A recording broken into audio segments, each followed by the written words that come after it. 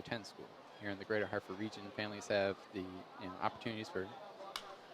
Here's a high drive, deep right center. This is trouble, and this is going to be off the wall. Here is Dominguez digging for third, and no throw will be made. Now they're going to send him home. It's a home run.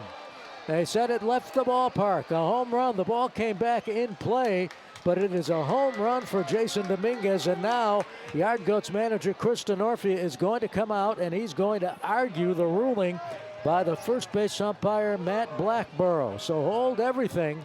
Dominguez was sticking to his ejection. There's a line drive into right field, up base hit. Up with the ball, this Fernandez, and the Martian has started to hit.